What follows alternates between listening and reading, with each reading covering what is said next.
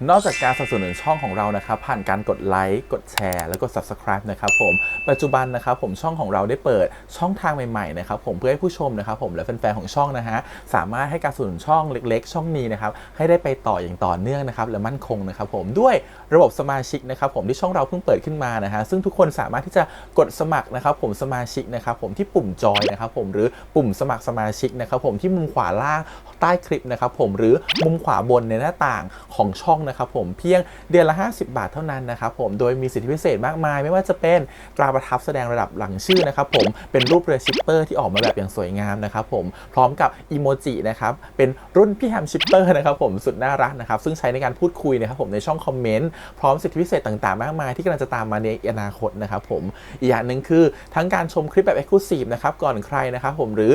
โอกาสที่จะได้ทำกิจกรรมต่างๆร่วมกันในอนาคตนะครับผมก็สำหรับสมาชิกเท่านั้นนะครับผมที่เก็บสิทธิ์นี้เอาไว้ให้กับทุกๆท่านนะครับแต่หากระบบสมาชิกยังไม่หนำใจนะครับผมเรายังมีช่องทางอื่นให้สนับสนุนกันนะครับผมไม่ว่าจะเป็นระบบซุปเปอร์แตงนะครับผมซึ่งหากผู้ชมเนี่ยเจอสัญลักษณ์นะครับรูปหัวใจนะครับผมที่มีดอลลาร์ไซน์นะครับผมหรือสัญลักษณ์รูปเงินดอลลาร์อยู่เนี่ยข้างใต้คลิปใดคลิปหนึ่งเนี่ยสามารถที่จะคลิกนะครับผมเพื่อโดเนทนะครับผมแทนคำขอบคุณนะฮะเพื่อเป็นการสนับสนุนช่องได้นะครับหรือจะเป็นการโดเนทนะครับผ่านบัญชีธนาคารนะครับผมซึ่งได้ใส่รายละเอียดเอาไว้แล้วนะครับข้างใต้คลิปนี้นะครับผมเอาไว้ที่คำบรรยายใต้คลิปนอกจากนั้นนะครับผมเรายังได้เปิด Line Open Chat นะครับซึ่งชื่อว่า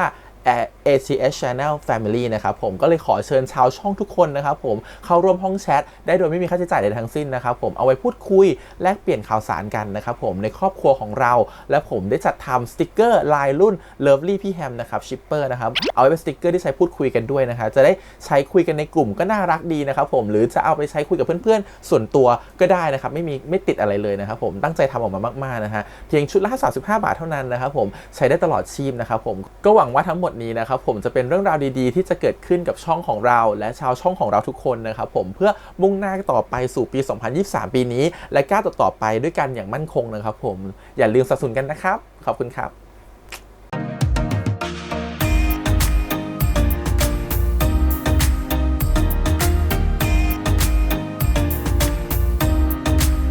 สวัสดีครับยินดีต้อนรับสู่ช่อง ATS Channel นะครับกับพบกันทางการ reaction นะผมวันนี้อยู่พี่แฮมนะครับกับการ react series เรื่อง My Love Mix Up นะครับผม EP ที่11นะครับผมเขียนรักด้วยยางลบนั่นเอง2 ตอนสุดท้ายแล้วนะ EP นี้น่าจะเกี่ยวกับเรื่องครอบครัวคุณแม่นะครับผมเขาจะบอกความจริงคุณแม่ไหมว่าคบกันอยู่ความรู้สึกจะเป็นยังไงนะครับผมแล้วก็อย่างหนึ่งคือเมื่อทุกคนรู้ความจริงหรือเปล่าไม่แน่ใจใน EP นี้เหมือนทุกคนจะรู้ความจริงนะว่าเขารักกันอะไรเงี้ยจะเป็นยังไง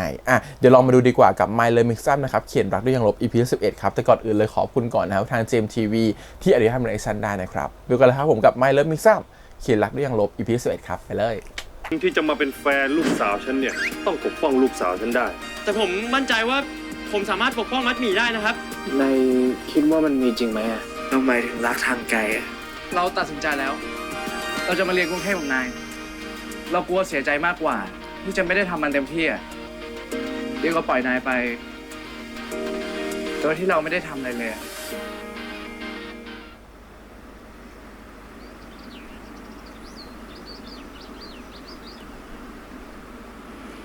ครูคิดว่าผมควรทำยังไงดีครับ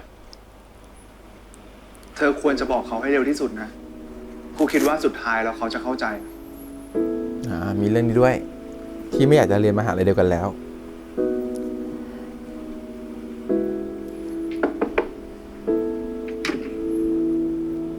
งั้นผมไปก่อนนะครับ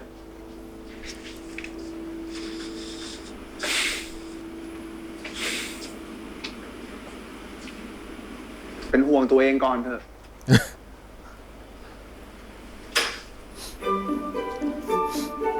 ผลสอบรีเทสออกมาแล้วนะ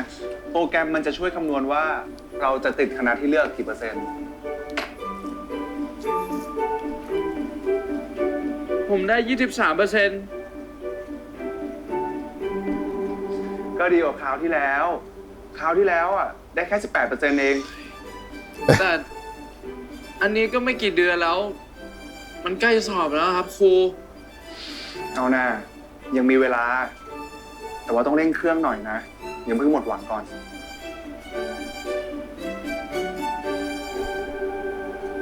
ของเขา3 การละครกลับมาแล้วและปีเนี้ยเราจะทำเรื่อง โฉมงามกับเจ้าชายอสูร ว่ะอ่ะแต่ปีนี้ฮากับมันหมีใช่ไหม ตอนปีนี้เราทำฉากอีกปะ อ๋อ ก็ดีนะจำได้ว่าเมื่อปีที่แล้วเราทำด้วยกันก็สนุกดี และคนที่ได้รับการ แต่ โหว ตั้ง ต ใจเรียนไง ให้เป็นอสูรน่าเกลียด น่ากลัว ได้แก่ ไอ้ฮับ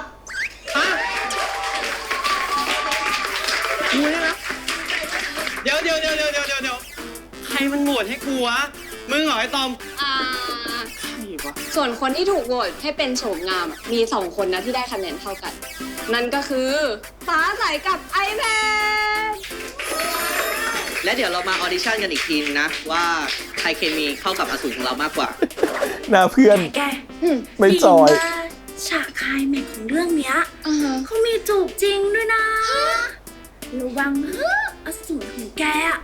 จะเสร็จโฉมงามครับ ผู้กำกับคะ ขอสมัครเป็นนางเอกด้วยคนได้ไหมคะ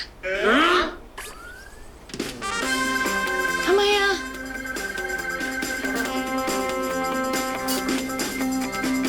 ตบมือสิคะตบมือค่ะ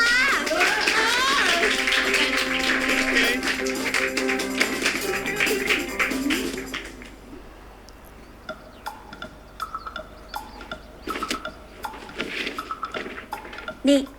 บทออดิชั่น เป็นซีนโรแมนติกที่อสูรจะพาเบลไปเจอห้องหนังสือ โอ้ที่เดี๋ยวจะมียักษ์ออกมาจากตะเกียง คนละเรื่องจ้ะ อาลาดิน ที่มีคนคล้ายทั้ง7 นั่นมันสโนไวท์แกไหวไหมเนี่ย ไม่เนี่ยเราตื่นเต้นจนทำอะไรไม่ถูกแล้วอะ ไม่เป็นไรนะ เดี๋ยวเรารอดูคนอื่นเขาก่อนเนาะ โห สวยจังเลยอะหนังสือเต็มไปหมดเลย หนังสือทั้งหมดนี่ค่าให้เจ้า ข้าดีใจมากเลยอะนี่เรื่องนี้ข้าชอบอ่านมากเลยอะ ชอบเรื่องนี้ไหมเดี๋ยวข้าหยิบให้เล่มโปร ทำไม ด ฮาร์ฟแสดงเก่งจังเลยอ่ะ ข้าชอบอ่านตอนนี้มากเลยอะขอบคุณมากเลยนะ งานเข้าแล้ว ดูคู่แข่งแกแต่ละคนดีเล่นนี่ก็จะไปเอารางวัลอะ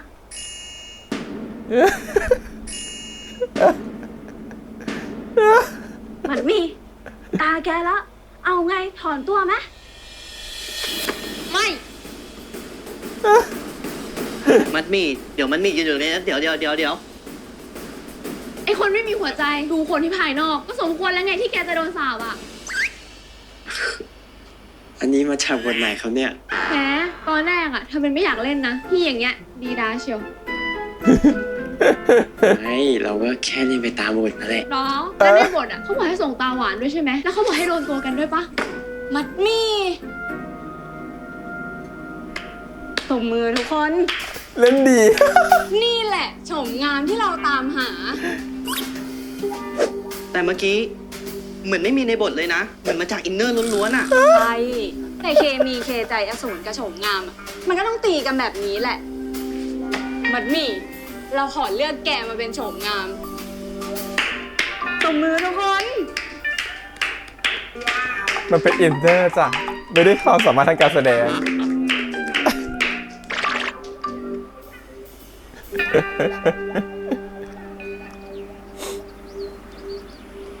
นี่คือข้อสอบย้อนหลัง 5 ปี ครบทุกวิชา 5 ปีอะครับ ผมว่ามันยังไม่พอครับ ผมขอสัก10 ปี อ่ะ 20 ปี 30 ปี หรือสัก100 ปีไหมครับ ใจเย็นๆไปฟิตมาจากไหนเนี่ย ก็นี่เป็นโอกาสเดียวอะครับ ที่จะทำให้ผมได้ไปเรียนกับกองทัพ ผมอยากทำให้เต็มที่ จะได้ไม่เสียใจทีหลังครับ อืมเธอคิดได้แบบนั้นก็ดีนะ แต่ครูจะบอกว่า ดูได้ไงว่ากองทัพจะติด ชีวิตมปลายก็มีแค่ครั้งเดียวเหมือนกันอ่ะครูไม่อยากให้เธอมาเสียใจทีหลังสู้ อยากให้ไปใช้ร่วมกิจกรรมกับเพื่อน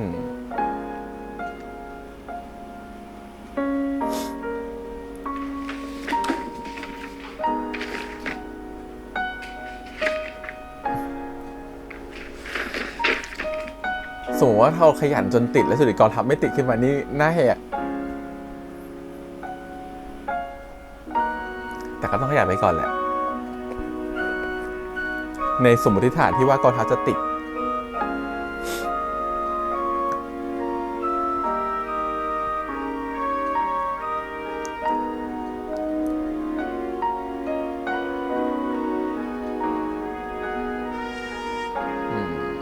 น้องกำลังกดดันตัวเองเพื่อความฝัน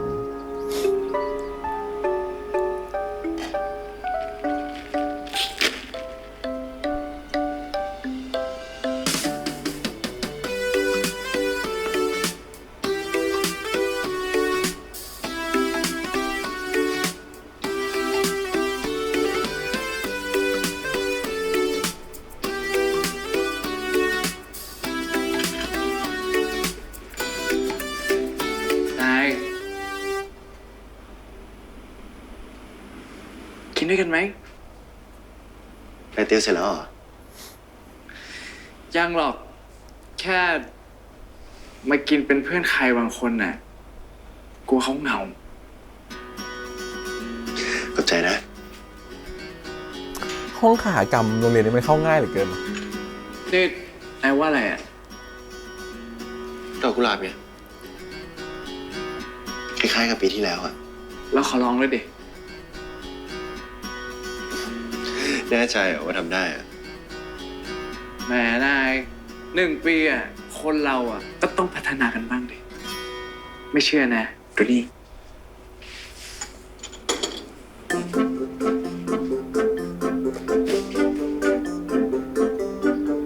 เราให้นายวาดกุหลาบนะนายไปวาดไส้เดือนทำไมอะ นายได้เดือนเลยเหรอขอโทษแล้วกัน เราพัฒนาได้แค่เนี้ยแต่ว่าเราอ่ะ กินผักได้นะ ไม่เชื่อนายดูดิ ใส่มา2 ก้าน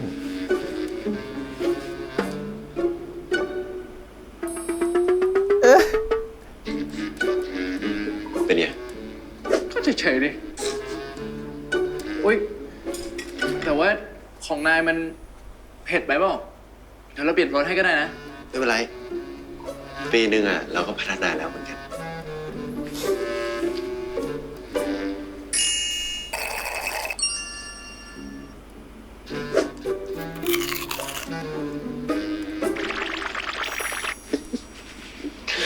ไม่เก่งอะนี่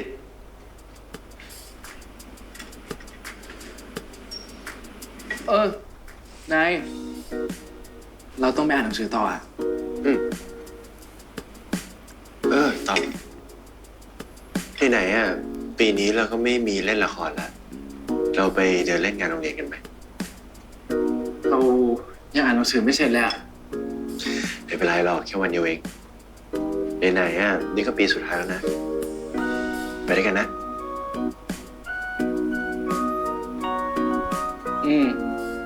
ไปดิ แฟนชวนไม่ไปได้ไง โอเค ตัวเล็กเลยตัวเล็กตัวเล็ก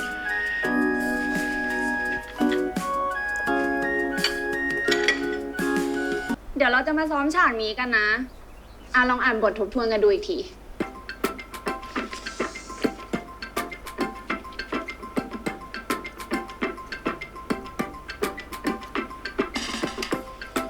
จะเล่นได้จริงปะเนี่ย ถ้าไม่ไหว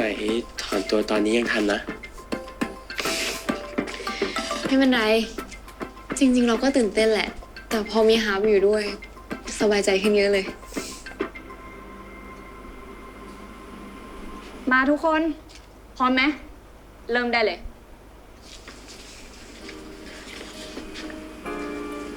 คืนนี้ดาวสวยนะคะ ข้าเพิ่งรู้ว่าบนภาษาของข้ามันสวยขนาดนี้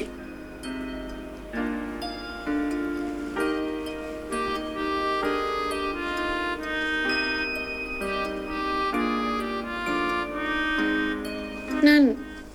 เขาเรียกว่าดาวสิงโต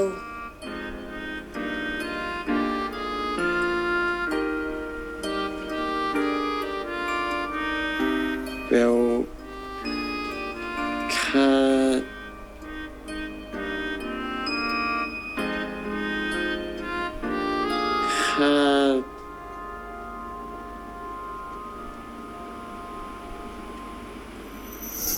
เธอควรจะบอกเขาให้เร็วที่สุดนะ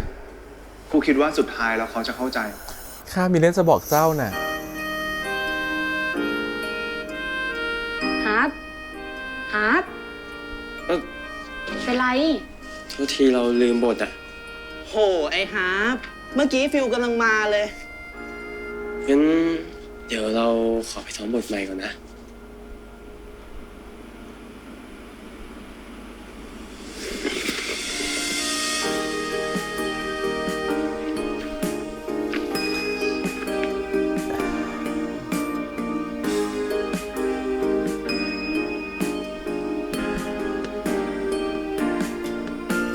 สมัยนี้บางทีปัญหาแค่นี้ก็เป็นปัญหาใหญ่ของเด็กๆเนาะ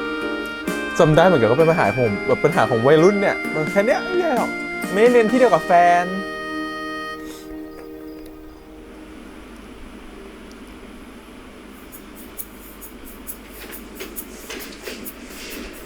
พอโตขึ้นเนี่ยทำงานคนละที่กันแต่ดีแล้วอย่าทำงานที่เดียวกันเลย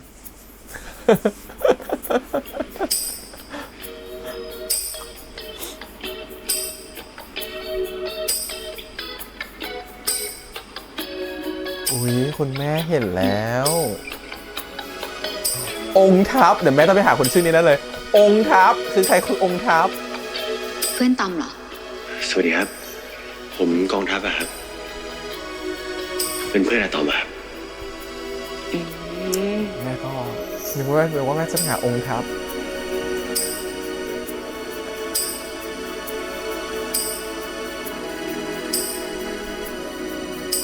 แม่รู้เรื่องอธิษฐานรักจากยังลบด้วยเหรอ เขาอาจจะยืมเพื่อนมาก็ได้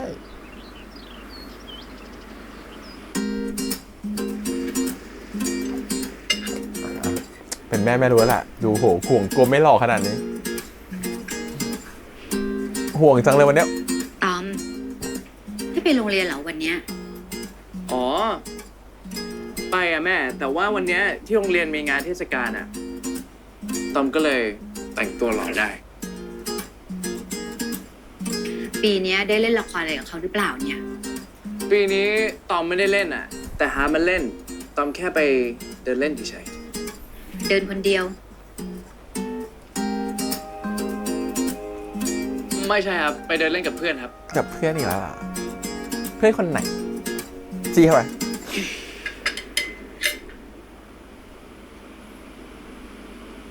ตอม มีอะไรอยากบอกแม่หรือเปล่าลูก แม่ก็เปิดแล้วนะ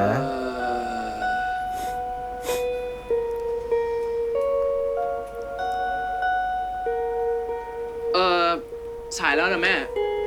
ตอมไปก่อนนะ นัดเพื่อนไว้ด้วยอะเดี๋ยวตอมไปแล้วนะแม่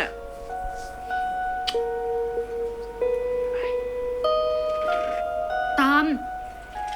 เดินทางดีๆนะลูก ถึงโรงเรียนแล้วไลน์บอกแม่ด้วยนะ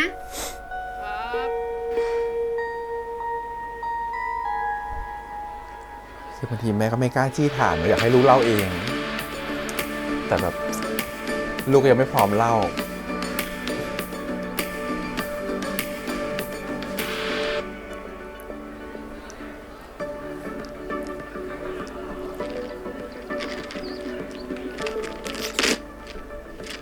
Here we go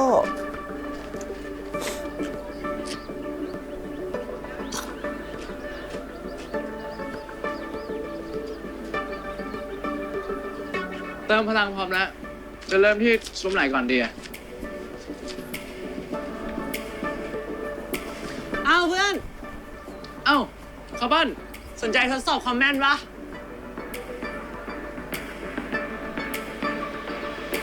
ถ้าปลาแตก5 ลูกอะ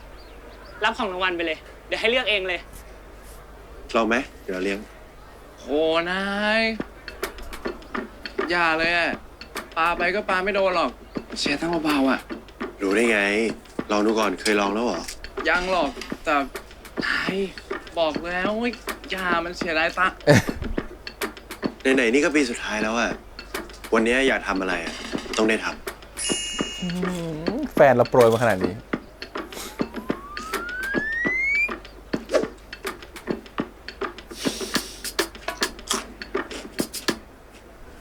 มา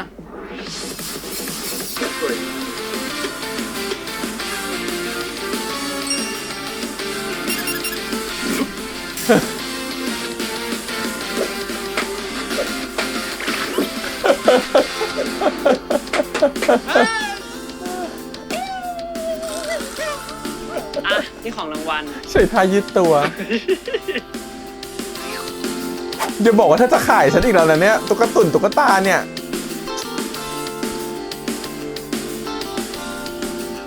เฮ้ย โอ้ผมขอแครอทกับผักกาดครับ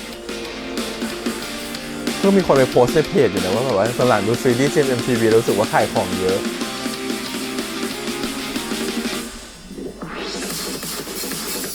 เฮ้ย ไม่เป็นไรเลยกินไปเลย ผักกาดกับแครอท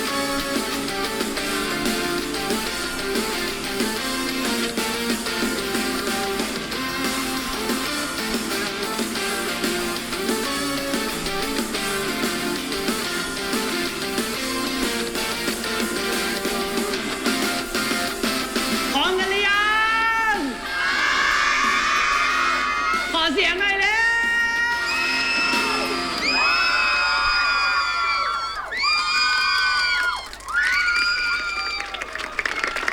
อ้าวสองมือล้วงกระเป๋าสองเท้าก้าวเข้ามา ขอเชิญ เพื่อนนายนี่รับหลายช็อปนะ แขกรับเชิญพิเศษของเราในวันนี้ วงชินชิลา อ๋อชินชิล่าว่ะ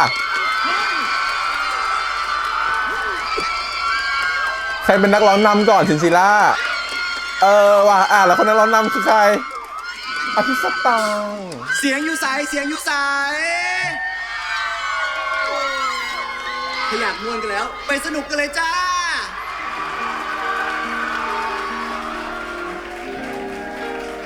นี่เนาะฟิลลิ่งเป็นแฟนผมเนาะครบองค์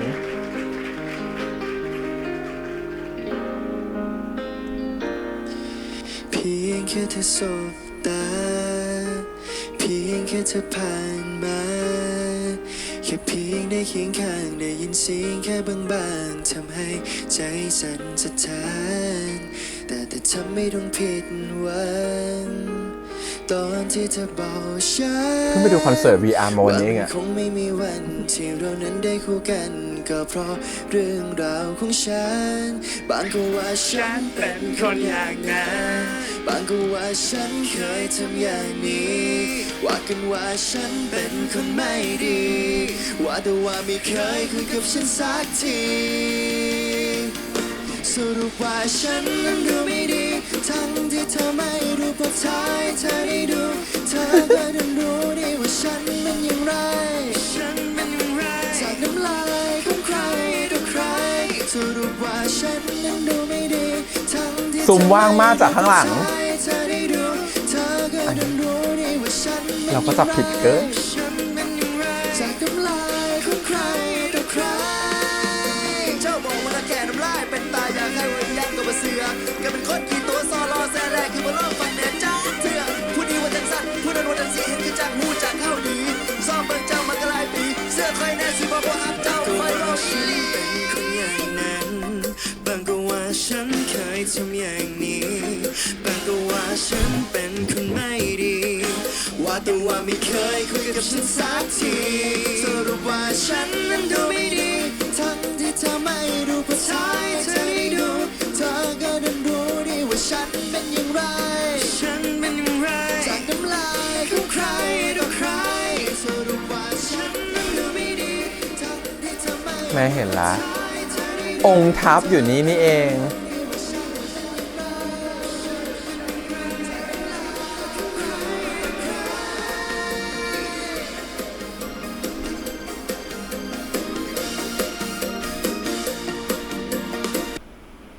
สแตนบายไว้นะ เดี๋ยวข้างนอกเรียบร้อยแล้วเนี่ยจะมาตาม ได้เลย ขอบใจมากนะ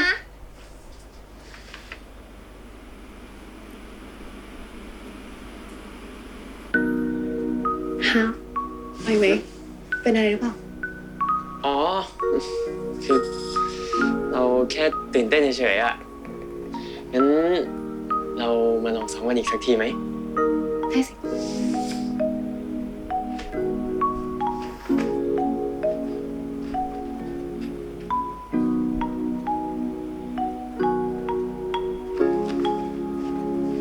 มีอะไรจะบอกเราหรอ นี่มันมีอยากซ้อมฉากดูดาวเหรอ ไม่ใช่ เราถามฮาร์มนั่นแหละ อยู่ด้วยกันมาขนาดเนี้ย ถ้านายมีเรื่องไม่สบายใจอะทำไมเราจะไม่รู้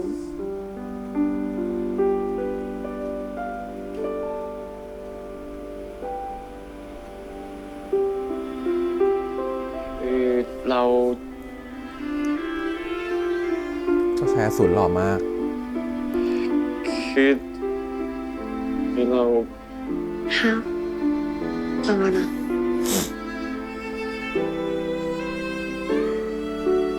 ฮะบอกเรามาเถอะ เรารับได้ทุกอย่างแหละ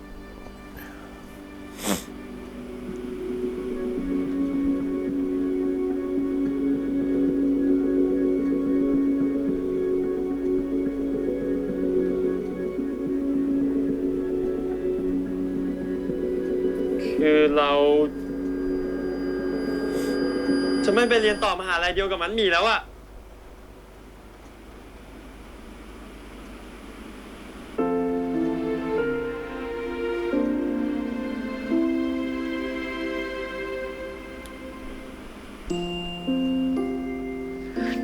ทำไมอ่ะ เราก็ดูมาหลายที่แล้วนะ แต่สุดท้ายเราคิดว่า เราน่าจะสนใจหลักสูตรของมหาลัยอื่นมากกว่า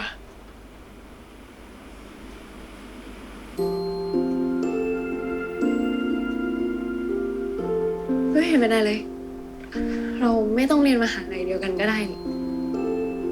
จริงไหม แต่มหาลัยที่เราเลือกอยู่ที่เชียงใหม่เลยนะ โอ้พระเจ้าไกลกว่ากรุงเทพไปอีก ก็อาจจะคงไกลกันนิดหน่อยแล้วเนาะ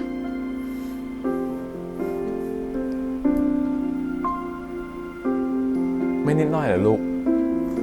กรุงเทพศรีราชาก็ว่าไกลละศรีราชาเชียงใหม่นี่เลิกคุย มีเราขอโทษนะ คือไม่ใช่ความผิดฮาร์ฟซะหน่อยนี่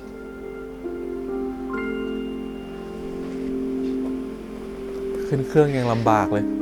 คือดีจะตายที่เขารู้ว่าตัวเองชอบอะไร แล้วก็อยากเรียนอะไรจริงๆอะฮาร์ฟไม่เชื่อเราหรอ เราโอเคจริง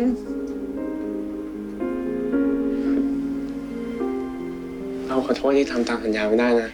ๆ ยังไงเราก็ยังเจอกันได้ เราก็ยังโทรหากันได้นี่ครับอ่านบทไปก่อนนะ เราว่าเดี๋ยวเราไปเติมหน้าก่อนดีกว่า เดี๋ยวตาลมาเราจะได้พร้อมเลยอะเนาะ ภาษากายหนูไม่โอเคเลยลูก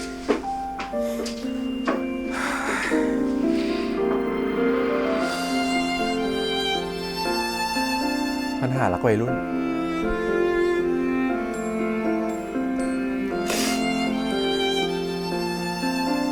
แต่ต้องยอมรับว่านี่ปัญหาใหญ่ของวัยรุ่นเหมือนกันนะ ไม่ใช่วัยรุ่นทุกวัยการห่างกัน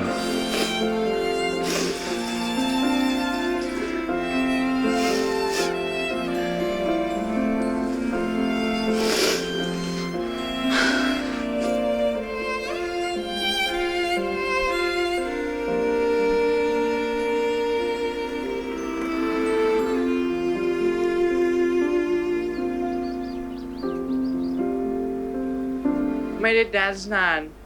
เหนื่อยใช้ได้นะเนี่ย ยังเหลือเวลาไปอีกสัก2-3 ซุ้มแบบรีบไปกันไหม เฮ้ยแป๊บนึงนะนาย เฮ้ย แม่เราโทรมา รับสิ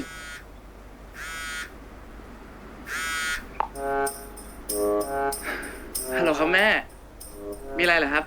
พอดีวันเนี้ยแม่ทำงานแค่ครึ่งวันนะลูกไม่มีอะไรทำก็เลยว่าจะมาเดินเล่นที่งานโรงเรียนตองอะ ฮะ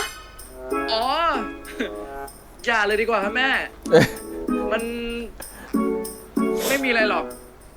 แต่ว่าแม่อยู่ในงานแล้ว แ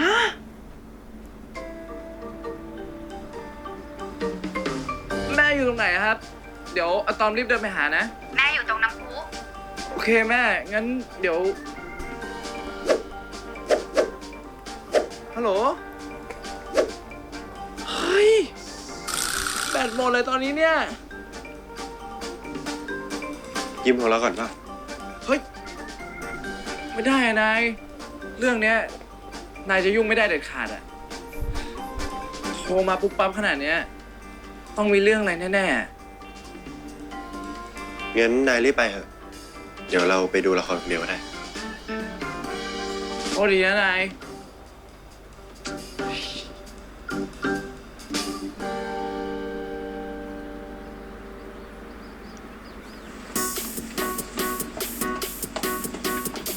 โดนหลอกให้ไปใช่ไหม แล้วไปคุยกับกองทัพ แม่ฉลาด นี่อยู่ที่นี่อยู่ที่สมองนี่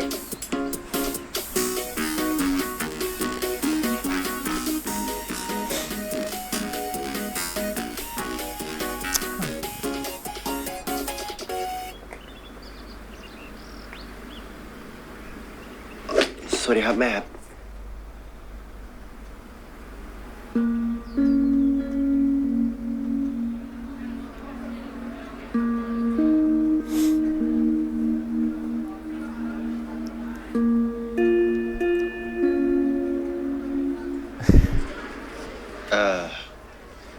อะตอมเขาโทรศัพท์แบตหมดนะครับ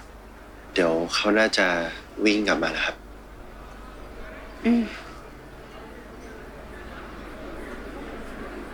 กองทัพสนิทกับอะตอมใช่ไหมลูก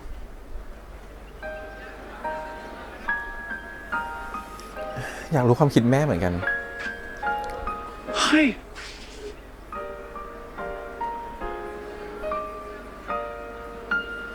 ใช่ครับ สนิทกันนานหรือยัง ตั้งแต่ม.5แล้วครับ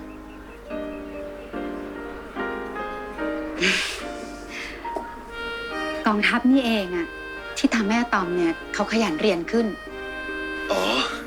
ไม่หรอกครับอะตอมเขาก็อยากเรียนดีด้วยตัวเองอยู่แล้วครับ แล้วนี่เห็นว่าจะไปสอบเข้ามหาวิทยาลัยที่กรุงเทพด้วยกันที่เดียวกับอะตอมใช่ไหม ใช่ครับ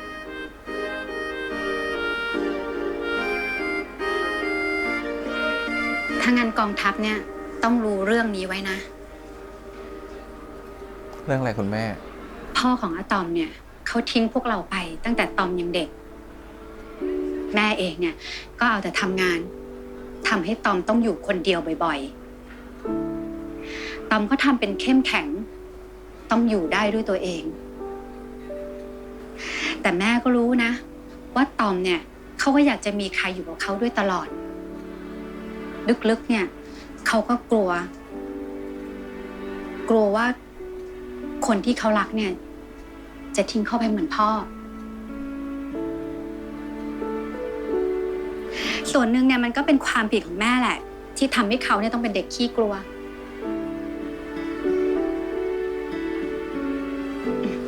ส่วนเรื่องไปเรียนต่อที่กรุงเทพเนี่ยตอมก็ตั้งใจมากเลยนะ แม่ก็กลัวว่าถ้าเกิดเขาทำไม่ได้เนี่ยแล้วเขาจะเฟลเขาจะคิดว่าทุกคนทิ้งเขาหรือที่แย่ไปกว่านั้นเนี่ยเขาก็จะไม่กล้าเปิดใจให้ใครอีก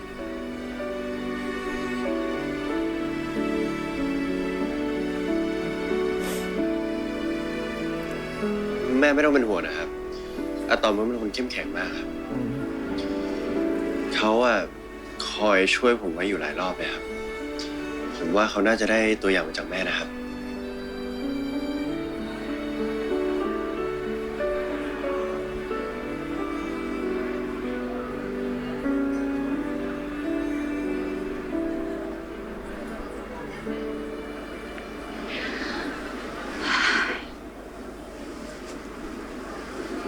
กองทัพคิดว่า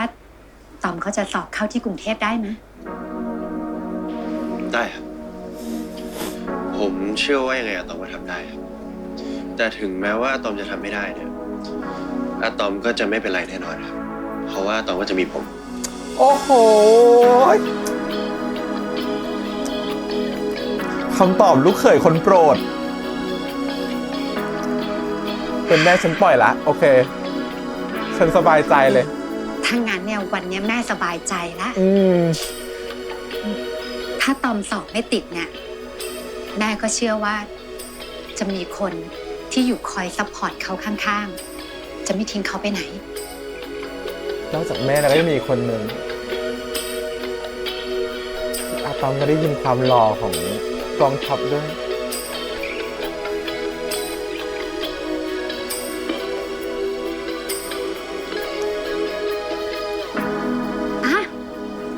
ตอม นี่แม่ต้องขอโทษด้วยนะ เมื่อกี้เพื่อนแม่เขาไลน์มาชวนไปกินข้าวอ่ะแม่ว่าแม่ไปดีกว่า เอ้าแต่แม่เพิ่งมาเองนะครับ โอ้ยธุระแม่เนี่ยเสร็จแล้ว เที่ยวกันต่อให้สนุกนะลูก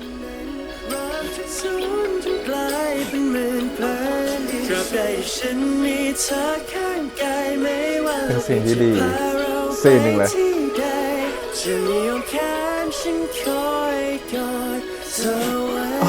นึกถึงเรื่องตัวเองอ่ะ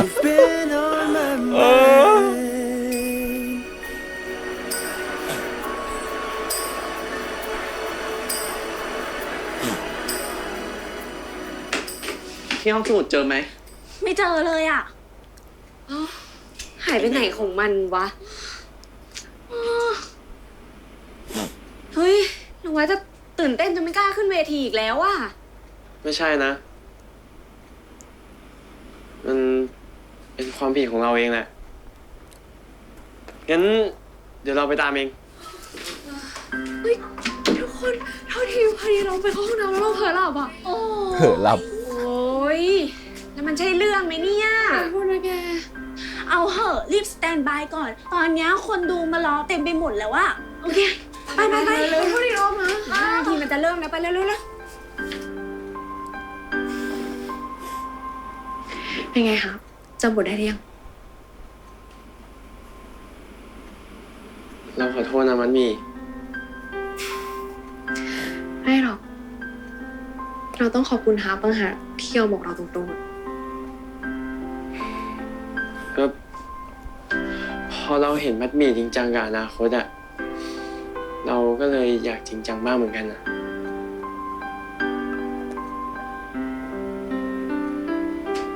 เพื่ออนาคตของเรา ของเรา ฮาร์ปถ้าอย่างนั้นวันนี้อะ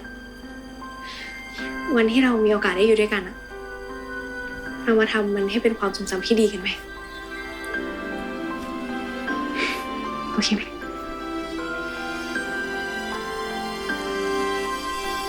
ถึงเขาจะไปเรียนที่ต่างจังหวัดแต่เขาก็ มีภาพความฝันร่วมกันนะ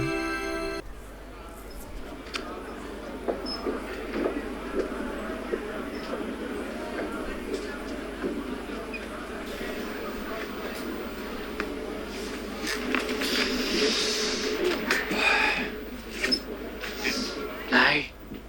ตื่นเต้นอ่ะ นี่ขนาดปีนี้ไม่ได้เป็นคนเล่นเองนั่นแหละ เสียดายเปล่า ที่ปีนี้ไม่ได้เล่น ไม่อ่ะ เราดีใจมากกว่า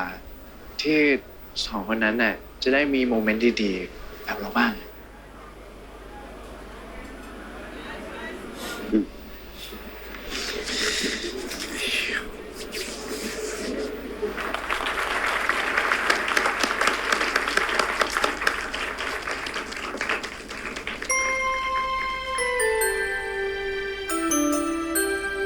กาลครั้งหนึ่งนานมาแล้ว ยังมีเจ้าชายใจร้าย ถูกนางฟ้าสาปให้กลายเป็นอสูรเพื่อให้รู้จัก กับคำว่ารักแท้ ไม่ใช่ทุกคนอะที่จะกล้าเหมือนนายนะ เราเคยคิดว่านายอะคงเข้าใจความรู้สึกคนอื่นมากกว่านี้ แต่วันเนี้ยเรารู้แล้วว่าเราอะคิดผิด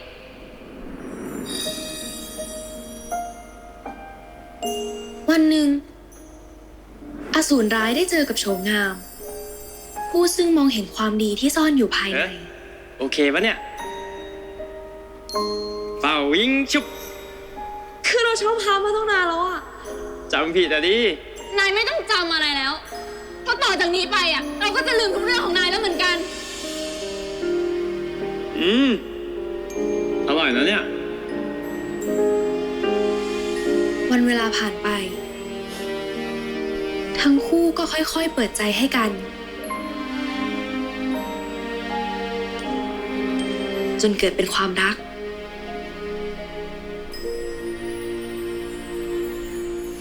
เราตกมาแล้ว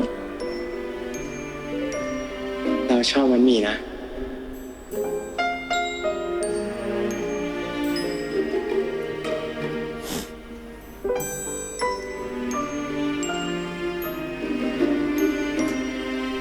ด้วยปาฏิหาริย์แห่งความรัก ท่านอย่าเป็นอะไรไปนะ ท่านตื่นขึ้นมา ทำให้อสูรต้องสาปกลับกลายร่างเป็นเจ้าชายรูปงามในที่สุด ท่าน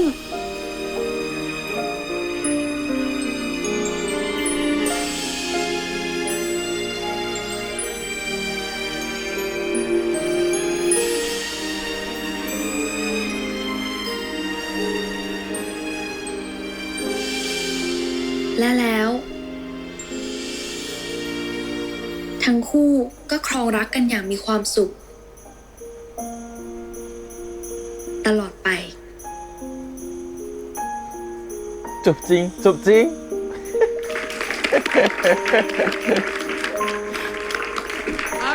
มัมมี่ บะหมี่ ครับกับมัมมี่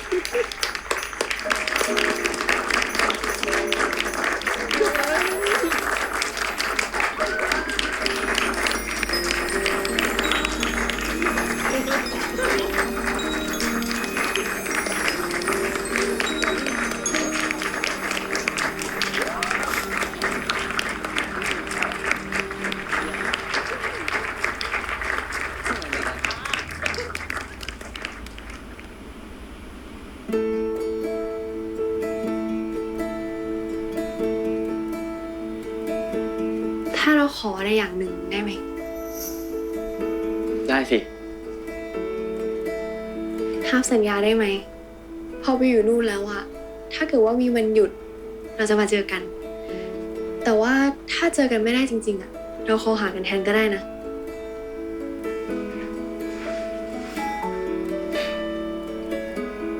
เราสัญญา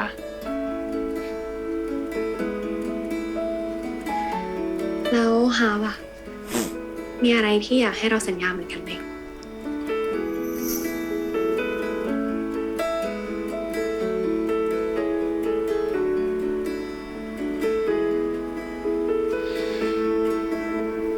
สัญญาได้ไหม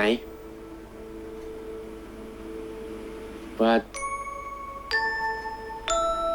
จะยิ้มให้เราแบบนี้ตลอดไป เราสัญญา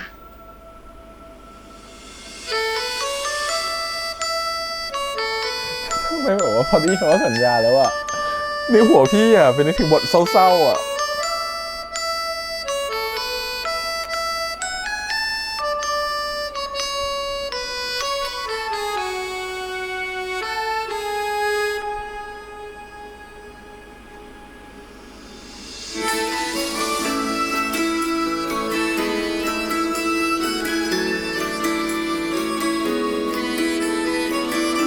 คือแบบถ้าวันหนึ่งเรามาหากันไม่ได้อีกแล้วต่อไปแล้ว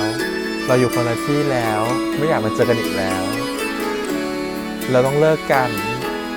แล้วเธอสัญญาจะยิ้มให้ฉันต่อไปได้ไหม ฉันคิดถึงแบบว่าขับไฟเดย์ฉันดูขับไฟเดย์กันไป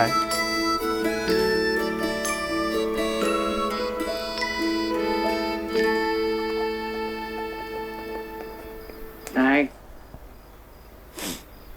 ตอนแรกอะนึกว่าวันหมี่อะจะไม่กล้าขึ้นเวทีซะอีกอะที่ไหนได้นะ เสียงปรบมืออะดังกว่าปีเราอีกอะ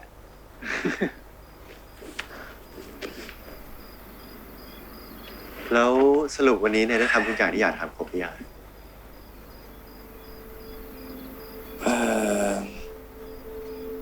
จริง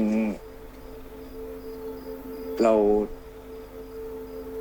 เหลยอย่างหนึ่งอะ อะไรอะ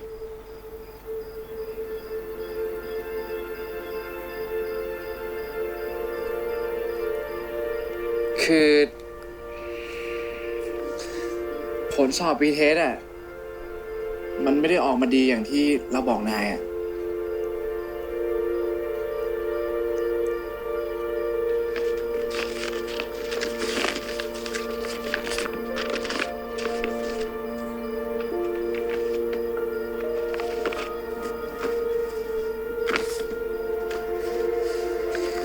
เรามีโอกาสสอบติด 23%น่ะ ถึงยังไงอ่ะ เราก็จะทำเต็มที่ นายไม่ต้องห่วง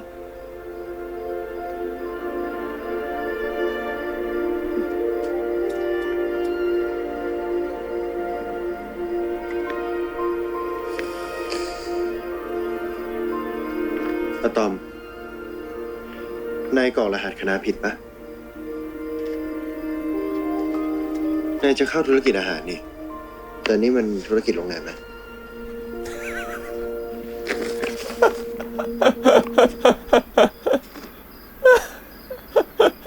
เฮ้ย นาย เรากรอกผิดจริงด้วยอ่ะ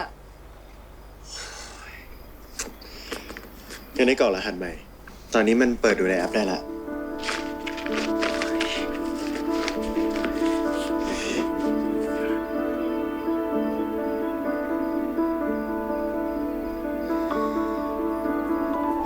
โอ้ย นาย ช่วยหน่อยดิ เราไม่กล้า แล้วผลมันจะเทียบกันมันก็เหมือนกันปะเพราะคะแนนสอบเป็นคะแนนสอบวิชาพื้นฐานนะ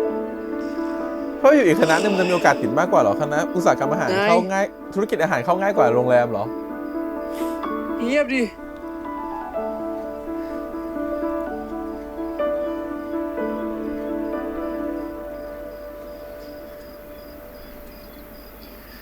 อะตอม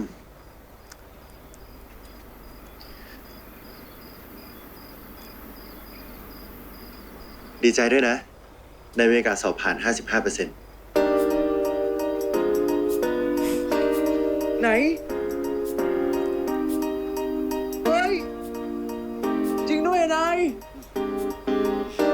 เฮ้ย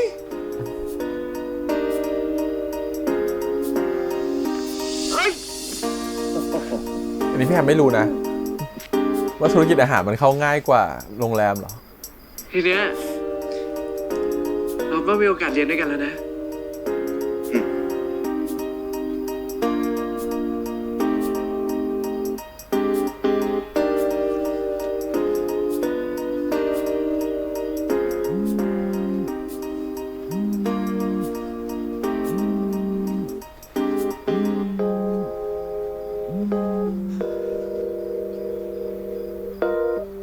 ฮัลโหล อยู่ไหนกัน เขาจะจุดพลุปิดงานแล้ว ได้ เดี๋ยวลงไป ฮาร์ปตามลงไปดูพวกข้างล่างแล้วอะ เออ จริงด้วยอ่ะ เฮ้ย เรารีบไปดีไหมอ่ะ เดี๋ยวไม่ไปที่อ่ะ ไปดิ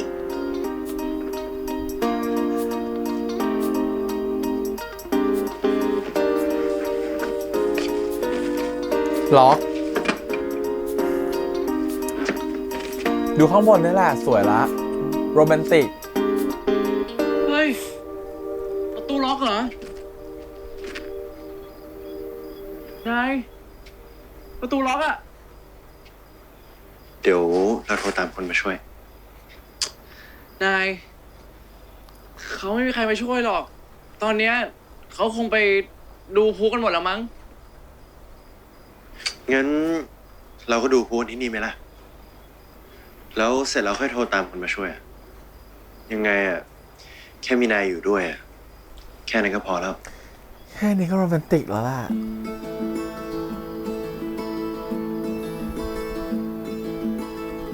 ไป อ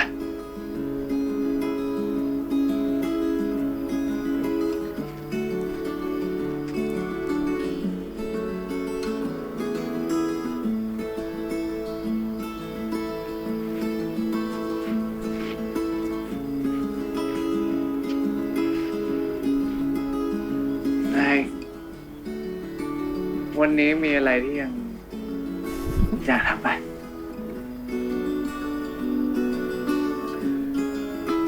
จริงๆก็มีอยู่แหละ อะไรอ่ะ จูบไหมจูบไหมจูบตอนพุไหมเอาไหมไปพุขึ้นมาพุขึ้นมันก็อย่างนี้อ่ะบอกว่าจะลบทุกทีพูดกี่ครั้งแล้วยังไงในตอนสุดท้ายก็แบบนี้เขียนเอาไว้ข้างในใจก็ไม่มีใครรู้นี่ยิ่งลบมากแค่ไหนยิ่งรักเธอบางครั้งฉันเองก็เริ่มจะกลัวว่าถ้าจะหายไปฉันต้องตายชัวร์ๆให้หยุดรักยังไงว่าคนมันเคยต่อตามไม่ได้ก็เข้ารวมมันสลายยังอยากจะเก็บยังงงสมอง You're everywhere ยังร้อนเรื่องนี้มันบ้าเป็นแล้วจะลบไปให้ไปแต่ลบเท่าไรไม่หายเลยฉันก็พูดไปงั้นแหละไม่เคยจำมันได้เลยบอกว่าจะลบทุกทีพูดกี่ครั้งแล้วยังไงในตอนสุดท้ายก็แบบนี้เขียนเธอไว้ข้างในใจก็ไม่มีใครรู้นี่ยิ่งลบมากแค่ไหนยิ่งรักเธอ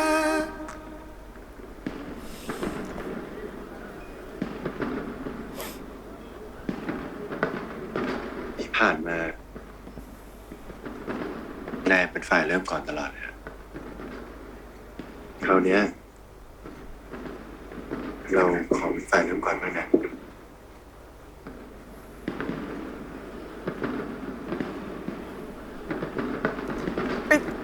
อีกเหรอเอาอีกเหรอ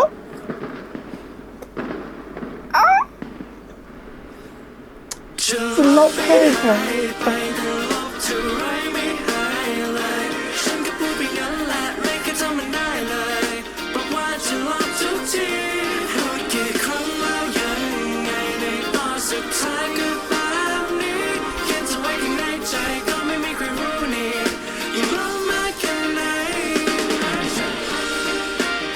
เพลงนี้ต้องเปิดคอนเสิร์ตแล้วนะสิ้นเดือนเนี้ยมันต้องว่าปีหน้า เราก็จะได้อยู่ฉลองด้วยกันแบบนี้เองนะ สาธุ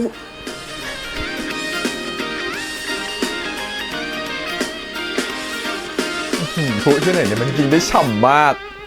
โรงเรียนรวยมากจ้ะ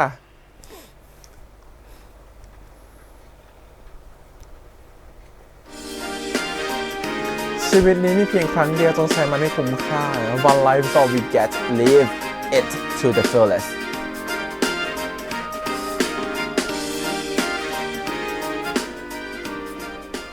ทุกคนเตรียมของมาแล้วใช่ไหม นี่10 ปีเลยนะ ที่จะไม่ได้เจอมันอ่ะ เราไปดูหอพักแถวๆมหาลัยมาไว้ถ้าสอบติดอ่ะย้ายไปอยู่ด้วยกันนะ นี่ทอมแม่อยากรู้ว่าทัพเนี่ยเขามีแฟนหรือยังถ้าเลือกได้นะ แม่ก็อยากได้คนที่เก่งๆฉลาดแบบทัพเขาเนี่ย ขอโทษค่ะแม่ที่เป็นแบบนั้นไม่ได้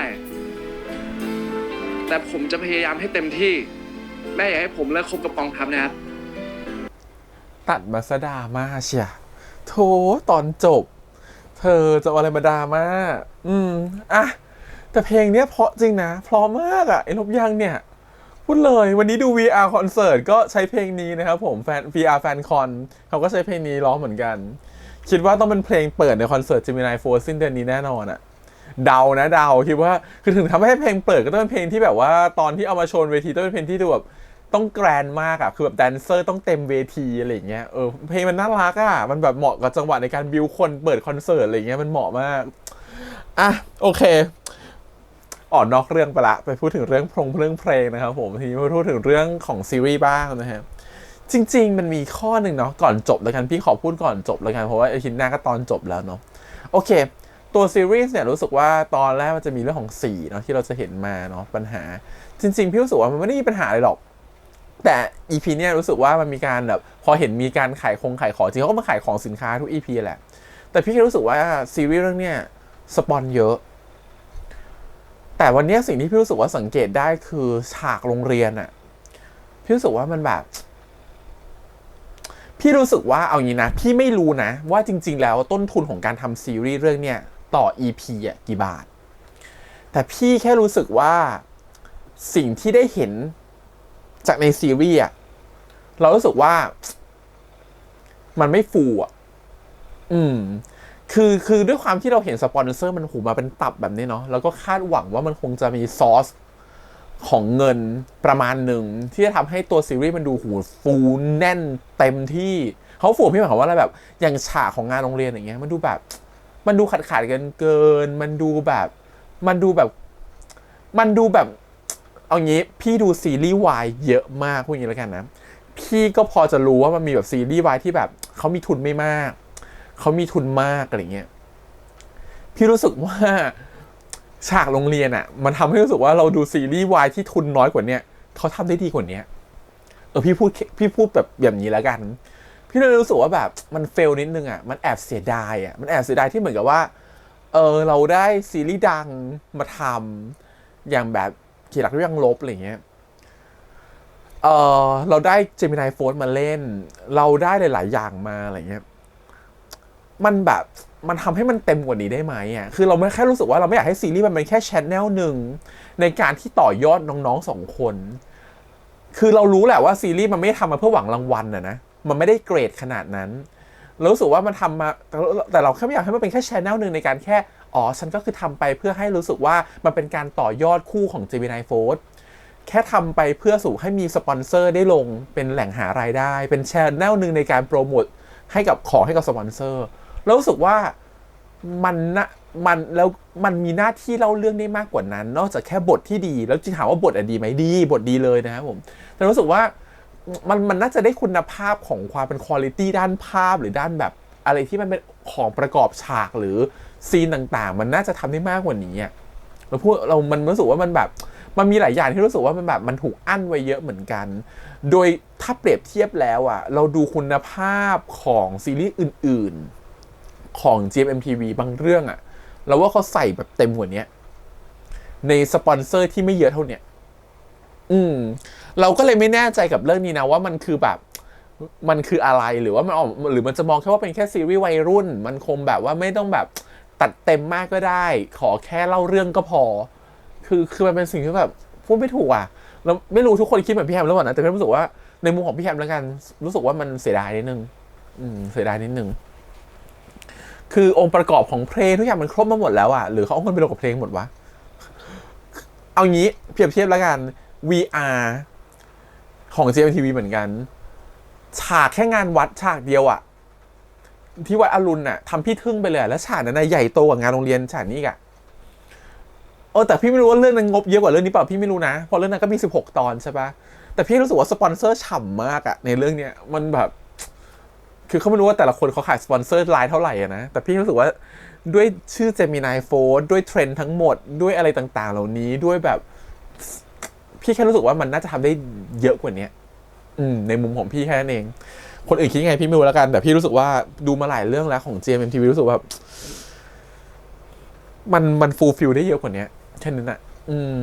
เสียดายแค่นี้เลยรู้สึกเสียดายพอนี้มันใกล้จบแล้วล่ะพี่รู้สึกว่ามันคงไม่ได้เห็นอะไรที่มันแบบเยอะกว่านี้ใน EP จบหรอกก็เลยรู้สึกเสียดายนิดๆแค่นั้นเองซึ่ง EP เนี่ยมันเห็นเยอะมันเห็นจากการแบบแค่งานโรงเรียนเนี่ยมันเห็นเยอะช่วงแรกๆมันยังเหมือนโอ้โหดูเป็นแบบว่ามิวสิคอลอะไรอย่างงี้เนาะ EP แรกๆที่เขาทำงานโรงเรียนเหมือนกันอะไรเงี้ยแต่พอมันออกบูธนู่นมีบูธนั่นบูธนี่ความรู้สึกคือแบบองค์ประกอบฉากมันโล้นมากเลยอะตอนขั้นกูแล้วว่ายังใหญ่กว่านี้เลยอะตอนฉากคอนเสิร์ตที่เอาแบบว่าพี่สครับมาร้องอะเราว่ามันมันยังดูใหญ่โตกว่านี้เลยอะอันนี้มันดูแบบหลงเหลงมากอะมันดูหลงเหลงมากอะคืออันนั้นถ่ายในช่วงโควิดด้วยนะคืออันนี้มันดูแบบโอเคไม่พูดละเอาเป็นว่ารู้สึกว่าไม่ประทับใจแล้วกันในมุมของแบบภาพรวมขององค์ประกอบฉากต่างๆมันดูแบบควอลิตี้ที่แบบมันผิดไปจากควอลิตี้ที่เคยเห็นของคนอื่นด้วยทั้งค่ายอื่นด้วยรวมถึงค่ายนี้ด้วยอะไรเงี้ยโอเคทีนี้มาพูดถึงตัวซีรีส์ EP นี้ชอบมากเมื่อกี้เกือบจะร้องไห้แล้วซีนที่คุณแม่นะครับผมมาคุยกับตัวของ ตัวของกองทัพเนาะเรารู้สึกว่ามันมีความที่เหมือนกับที่เราคุย EP ก่อนว่าจริงๆแล้วแม่ของอะตอมอะเขาเป็นแม่เลี้ยงเดี่ยวเราไม่รู้ประวัติเขาทั้งหมดเหมือนที่เราเดาไปเนาะแต่ก็เดาถูกว่าโอเคน่าจะคุณพ่อทิ้งไปแล้วก็เป็นแม่เลี้ยงเดี่ยวก็เลยค่อนข้างจะเป็นห่วงลูกเป็นพิเศษแต่ส่วนหนึ่งที่พอเป็นแม่เลี้ยงเดี่ยวเนี่ยมันก็เป็นปมให้กับตัวอะตอมด้วยเหมือนกันว่าเขากลัวการที่ว่าพ่อแม่เขาเลิกกันแล้วกลัวการที่จะมีความรักกลัวการที่เหมือนกับว่าทุกความรักมันจะไม่สมบูรณ์แบบและนั่นคือสิ่งที่แม่กังวลแล้วมันก็สร้างความกลัวนั้นให้กับตัวอะตอมทำให้อะตอมเป็นคนขี้กลัวนั่นขี้กลัวนี่มาตลอดเหมือนที่เราเดาว่ามันต่างกับครอบครัวของกองทัพที่พ่อแม่อยู่ครบแต่พ่อไปทำงานที่เมืองนอกแม่อยู่เมืองไทยเพราะฉะนั้นมันก็จะมีแค่ความรู้สึกของการที่ความรักที่มันประคองได้แม้แต่ความห่างไกลคนนึงอยู่ต่างประเทศคนนึงอยู่ที่เมืองไทยเพราะฉะนั้นตัวของกองทัพจะเชื่อในเรื่องของความรักที่ห่างไกลกันก็เกิดขึ้นได้เพราะฉะนั้นเขาจะ believe มากเขาจะเชื่อมากว่าสิ่งที่แม่ของอะตอมมาเตือนเนี่ยว่าแบบถ้าสมมติว่าอะตอมไม่ได้ไปติดอยู่กรุงเทพกับลูกอะเรียนติดอยู่ที่กรุงเทพกับลูกอะจะเป็นยังไงก็ถ้าบอกไม่กลัวเลยและผมจะอยู่ข้างๆเขาเสมอเพราะเขารู้อยู่แล้วว่าไม่ว่าจะอยู่ที่ไหนเขาเชื่อในความรักและยังรักตัวอะตอมได้เสมอซึ่งเรื่องนี้จริงๆเรื่องระยะทางมาไปเทียบเคียงกับของตัวฮาร์ฟกับมันหมี่ด้วยนะเดี๋ยวค่อยพูดโอเคทีนี้พอมันกลับมาเรื่องนี้มันทำให้รู้สึกว่า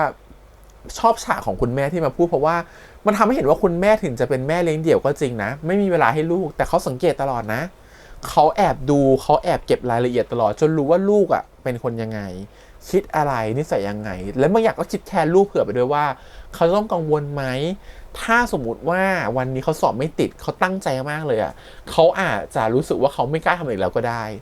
รวมถึงถ้าสมมติว่าความรักที่มันเกิดขึ้นระหว่าง2คนอ่ะแม่เขา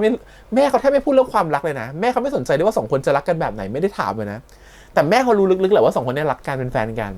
มีความรักต่อกันและแม่เขาก็เลยกลัวว่าถ้าวันหนึ่งอ่ะเขากองทัพไม่อยู่กับเขาแล้วกองทัพไม่อยู่กับลูกเขาแล้วอ่ะลูกเขาจะไม่กล้ารักใครอีกเลยสิ่งหนึ่งคือสิ่งที่แม่เขากังวลแต่พอเขาได้รับคำตอบจากกองทัพแบบไม่คิดถึงบอกว่าลูกเขยคนโปรดทันทีว่าถึงไม่ได้อยู่ด้วยกันถึงเขาจะไม่ติดแล้วเขาจะอยู่ที่ไหนก็ตามผมยังจะอยู่ข้างเขาเสมอมันจบเลยคือไม่ใช่แม่คนเดียวนะที่อยู่ข้างเขาในวันที่ลูกเขาอ่อนแอและลูกเขาพยายามจะเคลือบความอ่อนแอนั้นนะว่าเขาเก่งตลอดเวลามีแค่คนที่เห็นความอ่อนแอก็คือกองทัพแม่เขาไม่เคยเห็นความอ่อนแอของตัวของอะตอมเลยซึ่งตรงนี้กองทัพเข้าใจดีว่าอะตอมอ่ะมีความอ่อนแอซึ่งกองทัพเคยเห็นมาแล้วเพราะฉะนั้นเนี่ยสิ่งที่กองทัพเขาทำก็คือแค่พูดว่าผมให้ความเชื่อมั่นนะว่ายังไงผมก็จะอยู่กับเขาแค่นี้พอเลยคือคนเป็นแม่เนาะเมื่อกี้เราขอฟังบทผมรู้คนเป็นแม่แบบต้องการแค่นี้แหละต้องการแค่นี้เลยว่าอย่างน้อยๆคนที่ลูกเราเลือกหรือลูกเราชอบอ่ะไม่รู้หรอกนะว่าอนาคตลูกเราจะเลิกกันหรือเปล่าไม่รู้ว่าอนาคตเขาจะรักกันต่อไปหรือเปล่าแต่รู้แค่ว่าวันเนี้ยคนเนี้ยจะไม่ทำให้ลูกเราเสียใจคนเนี้ยอย่างน้อยๆก็ยังอยู่กับลูกเราเพราะฉะนั้นเรารู้สึกว่าตรงเนี้ยคือสิ่งที่แบบมันโคตรจะสำคัญมากๆเลยและเลยเป็นซีนที่มันพีคมากสำหรับเราอีกอย่างหนึ่งคือบางคนอาจจะมองว่าแม่มาคุยกับแฟนลูกเป็นเรื่องเกินเลยเนาะแบบเหมือนไม่ได้ขออนุญาตลูกก่อนแอบมาคุยกันอะไรอย่างเงี้ยแต่สิ่งนี้เป็นสิ่งที่ดีอันหนึ่งคือถึงให้อะตอมไม่มาแอบฟังและได้ยินในสิ่งที่แม่คิดนะก็เป็นสิ่งที่ดีมากๆซีนหนึ่งเพราะว่าสิ่งที่แม่เขาไม่ได้มาตั้งเป็นแบบกำแพงสูงใส่แฟนลูกเลยนะเขาแค่อยากจะรีคอนเฟิร์มในใจเฉยๆว่าคนเนี้ยจะอยู่ข้างๆลูกเราเขาก็แค่เป็นห่วงแหละว่าถ้าลูกเราเกิดไปรักใครสักคนหนึ่งแล้วทุ่มเทเขาขนาดนี้ทุ่มเทขนาดที่เป็นแรงบันดาลใจให้ลูกเราจะไปเรียนที่กรุงเทพเปลี่ยนคนเป็นอีกคนหนึ่งได้แล้วอยู่ดีถ้าคนที่เป็นแรงบันดาลใจของคนเรามันไม่อยู่อีกแล้วลูกเราคงใจสลายนะอันนี้เป็นเรื่องพื้นฐานของคนที่แม่เขาต้องรู้อยู่แล้วว่าพอแม่เขามีความรักมาก่อนแล้วเขาสูญเสียความรักไปเพราะเขาสามีทิ้งเขาไปเพราะนั้นเขาจะรู้ว่าการที่ตั้งความหวังอะไรไว้บางอย่างแล้วมันไม่ได้ดังหวังแล้วมันผิดหวังแล้วถ้ามันสูญเสียคนที่ให้ความหวังเราขึ้นมาอีกมันสูญเสียแรงบันดาลใจอีกมันจะไม่เหลืออะไรเลยอันนี้เป็นสิ่งที่เป็นพื้นฐานของคนทั่วไปเนาะที่แม่เขาก็รู้ดีอยู่แล้วเป็นแบบนั้นเพราะฉะนั้นเขาเลยกังวลมากว่าถ้าเป็นอะตอมโดนแบบคนทั่วไปเนี่ยมันจะไม่ใช่แค่ความเจ็บแบบคนทั่วไปแต่มันจะเจ็บมากกว่านั้นเพราะเขาเคยสูญเสียมาแล้วเขาเคยเสียพ่อเขามาแล้วเขาเคยสูญเสียความรักมาแล้วเพราะฉะนั้นมันจะยิ่งใหญ่กว่าอันนี้คือสิ่งที่เขากังวลสุดเพราะฉะนั้นเขาเลยรู้สึกว่าการที่เขาได้มาคอนเฟิร์มกับตัวของกองทัพเนี่ยมันเป็นความสำคัญมากๆสำหรับเขา เรารู้สึกว่าโอ้โหแบบฉากเนี้ยเป็นฉากที่ดี และพอให้อะตอมมาฟังอีกมันเลยกลายเป็นว่าสิ่งที่อะตอมได้ยินเนี่ยมันทำให้เขาเข้าใจแม่เขามากขึ้นและกลัวน้อยลงและกล้าที่จะคบกับกองทัพแบบเปิดเผยมากยิ่งขึ้นด้วยซ้ำเพราะเขารู้แล้วว่าแม่เขาคิดยังไงแล้วแม่เขาเป็นห่วงเขาแบบไหนเป็นห่วงเขาในเรื่องไหนไม่ได้มาห้ามกองทัพเลยแต่แค่เป็นห่วงเขาว่าเขาอ่ะจะอยู่ได้ไหมถ้าวันหนึ่งไม่มีกองทัพเป็นห่วงว่าเขาจะเดินไปด้วยตัวเองได้ไหมเป็นห่วงว่าเขาจะพยายามแล้วไม่สำเร็จแต่ถ้าผิดหวังขึ้นมาจะเป็นอย่างไรคือมันเห็นถึงความเป็นห่วงของคนเป็นแม่ด้วยเนาะทำให้ตัวอะตอมก็รู้สึกว่าเห็นแม่ในมุมที่ต่างออกไปจากที่เป็นคนที่แบบไม่กล้าเล่าเลยให้แม่ฟังหลังจากนี้อาจจะกล้าเล่าอะไรให้แม่ฟังมากขึ้นก็ได้มันก็ต้องรอดูว่าจะเป็นยังไงต่อนะเธอซีนนี้เป็นซีนที่ชอบตรงที่ว่ามันก็มีส่วนหนึ่งที่มันเกี่ยวข้องกับพี่แฮมเหมือนกันพี่แฮมเคยโดนแม่ของแฟนมาคุยแบบนี้เลยนัดคุยนอกรอบโดยที่เขาไม่ได้บอกลูกเขาอะนะฮะเราก็มานัดคุยกันสุดท้ายก็คือสิ่งที่เราพูดออกไปวันนั้นน่ะมันก็ทำให้เขาประทับใจเหมือนกันจนสุดท้ายก็ได้เป็นแฟนกันแล้วก็เหมือนกับจริงๆคบกันมาอยู่แล้วเหมือนกับแม่เขาเพิ่งมารู้แล้วก็ได้คบกันต่ออะไรเงี้ยแต่สุดท้ายถึงวันนี้มันแต่พี่เห็นน่ะในพอเห็นเรื่องนี้มันก็สะท้อนถึงตัวพี่กับตัวมัดหมี่กับฮะเหมือนกันว่าถึงให้สัญญากันแค่ไหนก็ตามพอถึงวันหนึ่งสถานการณ์เปลี่ยนเราโตขึ้นหรืออะไรอย่างเปลี่ยนไปมันก็อาจจะถึงวันที่เราต้องเลิกกันอยู่ดีแต่วันที่เราเลิกกันอ่ะมันเลิกกันด้วยดีหรือเลิกกันด้วยแบบไม่ดีอ่ะมันก็อีกแบบหนึ่งแต่ถึงให้เราเลิกกันแล้วอ่ะแม่ของเขาอ่ะก็ยังรักเราเหมือนเดิมแล้วเราก็ยังรักแม่เขาเหมือนเดิมเลยอ่ะความรู้สึกคือมันมีความผูกพันในความเป็นครอบครัวไปแล้วประมาณนึงอะไรเงี้ยถึงมันจะไม่มีโอกาสได้อยู่ด้วยกันทุกวันหรืออยู่เจอกันบ่อยๆเหมือนแต่เดิมแต่ความรู้สึกคือยังมันยังเหมือนแบบพอไปหาทุกครั้งเลยเหมือนเรายังเป็นลูกเขาอยู่เลยอ่ะก็เลยเป็นความรู้สึกที่มันอบอุ่นมากในการที่เราได้เคลียร์ใจกับแม่เขาในวันที่เหมือนกับแม่เขาแอบมานัดคุยกับเรามันเหมือนกับพอมันเบรกกำแพงอะไรบางอย่างลงมันเหมือนกับว่าเราก็เข้าไปอยู่ในใจของแม่เขาก็เหมือนกับว่าเหมือนกับแบบแม่เขาก็เป็นเหมือนกับเรามีเขาเป็นแม่อีกคนหนึ่งจริงๆอะไรเงี้ยก็รู้สึกว่าอินกับฉากนี้มากๆโอเคส่วน EP หน้าเนี่ยแม่ของกองทัพพูดมาว่าอยากได้แฟนที่ฉลาดแฟนที่โอเคเนาะไม่แน่ใจว่าเราว่าแม่ของกองทัพอาจจะรู้อยู่แล้วก็ได้แต่แค่พูดไปอย่างนั้นเพื่อให้ลูกบอกเล่าอะไรสักอย่างหนึ่งไม่ให้ฉันฟังสักทีอะไรเงี้ยสุดท้ายอะตอมถึงไปถึงขนาดไปขวางแล้วคุณแม่ว่าผมอาจจะไม่ได้เป็นคนแบบนั้นแต่ผมก็รักลูกคุณนะรอดูว่าคุณแม่จะว่ายังไงฮะโอเคส่วนเรื่องของฮาร์ปกับมัดหมี่เล่นเรื่องเดียวกันเลยคือเรื่องของความห่างไกลนะครับก็ความห่างไกลของ2คนนี้ก็คือมันคือการที่เขาตัดสินใจด้วยตัวเขาเองแล้วว่าเขาอาจจะเลือกในทางที่เขาอยากจะไปมากกว่าและการที่เขาจะเลือกที่จะไปมันเป็นจังหวัดที่ไกลมากๆและห่างกันมากๆห่างกันยิ่งกว่ากรุงเทพอีกอะนั่นคือเชียงใหม่ฉะนั้นอ่ะมันคือบททดสอบระยะทางของคู่นี้ว่าจะเป็นยังไงตอนที่เขาสัญญากันว่าถึงจะเป็นอย่างไรก็ตามสัญญาว่าถ้าอยู่ที่นู่นมีเวลาว่างอยากให้กลับมาเจอกันแล้วก็สัญญาได้ไหมว่าจะยิ้มให้เขาทุกครั้งโหคำสัญญาแต่ละอย่างนี่โหดมากคือเมื่อกี้เห็นภาพแบบมุมร้ายไปเลยว่าถ้าวันนึงมันไม่อยู่ด้วยกันแล้วอ่ะวันนึงเราไม่มีใจหากันอีกแล้วอ่ะวันนึงถ้าว่างเราไม่อยากมาเจอกันแล้วอ่ะแล้ววันนึงอ่ะถ้าเราเลิกกันไปอ่ะแล้วกลับมาเจอกันใหม่อ่ะเธอจะยังยิ้มให้ฉันอยู่ตามสัญญาอีกหรอคือบางทีมันเป็นความทรมานในคำสัญญานะครับถ้ามันฆ่ากันได้ถ้าสมมติว่าคำสัญญานั้นเป็นคำสัญญาที่เราทำไม่ได้แล้วเมื่อถึงวันหนึ่งอ่ะมันทรมานนะเพราะฉะนั้นถึงบอกว่าบางทีอย่าสัญญาเลยเพราะยังเห็นว่าดูอย่างอะตอมกับกองทัพเขาไม่ได้สัญญากันเลยรู้ปะแต่เขาแค่พูดเฉยๆว่า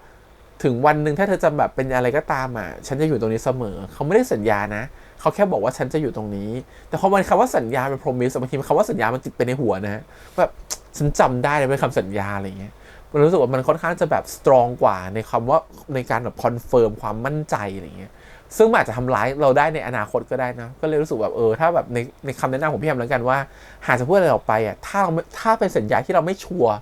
ว่ามันจะทำได้หรือเปล่าหรือเราไม่ชัวร์ว่าอนาคตมันมีการเปลี่ยนแปลงที่มันเกิดขึ้นมันทำให้เรามันจะเป็นสัญญาที่ไปตลอดกาลจริงหรือเปล่าอย่าสัญญาเลยนะฮะโอเคทีนี้มาพูดถึงเรื่องของมัดหมี่กับฮาว่าพอมันต้องห่างกันน่ะคือ2คนมันคือปัญหาวัยรุ่นเนาะเป็นตัวแทนของปัญหาวัยรุ่นซึ่งถามว่าเป็นปัญหาใหญ่ไหมใหญ่มากในวัยแบบนี้มันไม่มีปัญหาอะไรหรอกในวัยนั้นน่ะมีปัญหาแค่ความรักเรียนไม่เก่งไม่ค่อยเป็นปัญหาเลยปัญหาจริงๆคือไม่เรื่องความรักซะส่วนใหญ่ที่เป็นปัญหากับเรื่องของการโดนบูลลี่ประมาณ 2-3 อย่างที่เป็นปัญหาที่เหลือไม่ใช่ปัญหาเลยที่เหลือเป็นเรื่องแบบปกติชิลมากอาจจะมีบางครอบครัวที่เป็นปัญหาว่าทนพ่อแม่กดดันว่าต้องเรียนเก่งต้องเข้าคณะนั้นให้ดีคณะนั้นได้คณะนี้ได้ก็จะเป็นปัญหาเหมือนกันแต่หลักๆพอมีความรักแล้วว่าความรักจะเป็นแบบทั้งพลังบวกอีกในหนึ่งก็เป็นปัญหาเหมือนกัน แล้วปัญหาที่ใหญ่คือ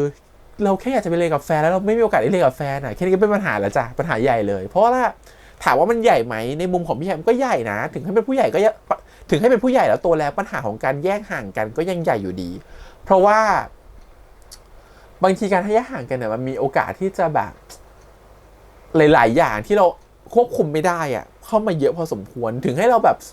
ควบคุมได้มากแค่ประมาณว่าติดต่อกันทุกวันเจอกันเห็นหน้ากันทุกวันผ่านวิดีโอคอลมันก็ยังมีหลายอย่างที่มันเป็นปัจจัยที่ควบคุมไม่ได้อยู่ดีซึ่งมันทำให้เรากังวลแล้วก็ระแวงเพราะฉะนั้นเวลาเราห่างกันสิ่งที่ทำได้ดีที่สุดคือทำให้ดีที่สุดในวันนี้ก็พอโดยที่ไม่ต้องรู้ว่าวันข้างหน้าจะเป็นอย่างไรแต่เราชอบที่ตัวของฮาร์มมีอนาคตแบบหนึ่งที่มันเกิดขึ้นในหัวเขาคือว่าเขาก็อยากที่จะเหมือนกับว่ามีมัดหมี่อยู่ในแผนอนาคตของเขาไปตลอดเหมือนกันเพราะฉะนั้นสำหรับเรารู้สึกว่ามันเป็นก็คือทำให้มองว่าจริงๆในมุมของฮาร์เขาก็เป็นเด็กที่วางแผนไกลอยู่นะถึงเขาจะไม่วางแผนในตัวเขาว่าไกลก็ตามแต่ภาพในอนาคตเขาค่อนข้างจะชัดว่าเขาจะมีคนคนหนึ่งอยู่ข้างๆเขาก็ถือว่าเขาเป็นภาพแบบนี้ค่อนข้างจะดีเหมือนกันในการที่ค่อนข้างจะทำให้เห็นว่าอย่างน้อยๆการที่เขาจะเปลี่ยนอะไรไปหรืออะไรที่มากระทบกับความสัมพันธ์ค่อนข้างจะเป็นไปได้ยากแต่ถามว่าจะมีโอกาสไหมก็ยังมีอยู่ดีมันก็ได้บอกว่าถึงแม้เป็นปัญหาวัยรุ่นเป็นปัญหาที่ใหญ่มากจริงๆปัญหาของผู้ใหญ่ในการที่คนนึงสมมติว่าเปรียบเทียบกับคนนึงต้องไปทำงานต่างประเทศ 4-5 ปีก็เป็นปัญหาที่ใหญ่พอสมควรเหมือนกันแต่มันอาจจะไม่ได้ใหญ่ขนาดนั้นแล้วเพราะเราเข้าใจว่ามันคืองานและเราเข้าใจว่าความสัมพันธ์มันมีอะไรหลายอย่างที่เรารู้กัน2 คนแล้วมันทำให้เรามั่นใจอีกฝ่ายหนึ่งมากขึ้นแต่กับฮาร์กับมันเหมือนยังทำความรู้จักกันมันได้มากพอเนาะมันยังไม่ไปถึงจุดนู้นเพราะฉะนั้นความกังวลมันเลยเยอะว่าการที่ห่างกันมันจะทำให้ต้องเลิกกันหรือเปล่าก็เลยเป็นปัญหาใหญ่ขนาดอะตอมกับตัวของกองทัพยังเป็นปัญหาใหญ่ EP ก่อนเลย EP นี้ก็เลยเป็นตกมาอยู่ที่ฮาร์ฟกับตัวของมันมีบ้างอีกอย่างหนึ่งที่ชอบคือชอบการเล่าเรื่องผ่านตัวละครเวทีและทำให้เหมือนกับเปรียบเทียบว่า Beauty and the Beast มันก็คือตัวฮาร์ฟกับมันมีนั่นแหละและไปเทียบกับภาพในอดีตต่างๆเบลก็เหมือนคนที่เนิร์ดหน่อยเนาะก็เหมือนกับตัวของมันมีที่ใส่แว่นหนาเต๋อแล้วเป็นคนเนิร์ดก่อนที่จะมาเป็นสวยเจ้าหญิงอะไรอย่างเงี้ยส่วนฮาร์ก็เป็นผู้ชายที่เย็นชามาก่อนไม่ได้สนใจอะไรเลยก็เหมือนกับอสูรก่อนที่วันนี้เขาจะสนใจคนที่อยู่ตรงหน้าเขามากขึ้นก็เหมือนกับการเป็นเจ้าชายคนใหม่ขึ้นมาแล้วว่ามีความละไมคล้ายอยู่เลยต้องชื่นชมทีมงานเหมือนกันที่หยิบความอันเนี้ยเข้ามาแมทชิ่งกับตัวละครแล้วก็ใช้ภาพเหมือนกับเหมือนกับรีเพลย์แล้วก็แฟลชแบ็กเล่าเรื่องให้เห็นว่า2 คนที่ผ่านอะไรมาซึ่งมันโคตรจะเหมือนกับเรื่องราวของ Beauty and the Beast เลยก็เลยรู้สึกว่ามันได้